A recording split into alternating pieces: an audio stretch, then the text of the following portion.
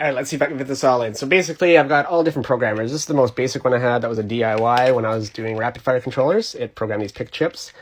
After that, when I made some money off of selling them, I upgraded something like this. That was maybe 20 to 50 bucks. This did more variety of chips, a little higher end chips with more memory that I could program. This does a completely different type of chip. So that's another programmer. Then I upgraded once I made some money. I got this one that was closer to $100.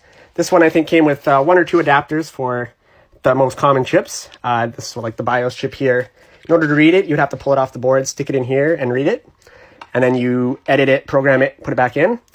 Did that for quite a while that way. And then I upgraded to one that covers a few more chips. Came with a lot more adapters, and it came with like this clip as well. It's very nice to use when it does work. You just simply clip it on the chip and you'll be able to read it without having to take it off the board. But it doesn't always work, but it's nice when it does. Some of the newer ones that I upgraded to, so I got those two. This is the big one that I upgraded to. This one does everything those do plus more. It's got ports for serial programming, for your TV boards, HDMI boards and stuff like that you can interface with. Has a lot more adapters and stuff to go with it. And this one specifically I got for the newer models like the Lenovo's. They don't use the same kind of BIOS chip. You actually need to get the data off this chip called the MEC chip.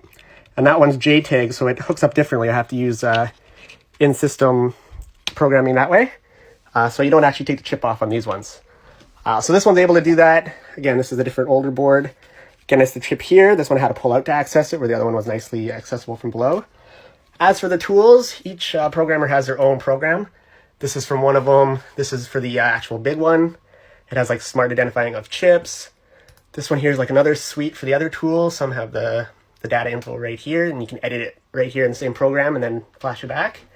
Now, if you're looking for the files to do the BIOS stuff and tutorials, head on over to the Bad Caps forum. And on here, they have a nice page listed with all the tutorials for every single model. They tell you all the different programmers, what they're for. So you can see here, this is one of the ones that I have here. Does SPI and all that. This is the latest one that I got. It does this plus eMMC chips and VGA. So I got the little reader here. That's for those memory chips if I wanted to. I could pull them out and read them. So that's why I upgraded that. That does everything. There's different versions of it where it doesn't give the eMC, but it's the same. So it's the F version. This is the most basic one that works on pretty much all models for people.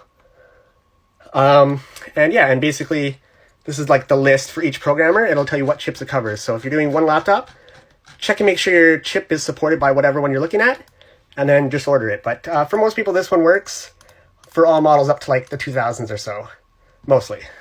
But yeah, all the info's here.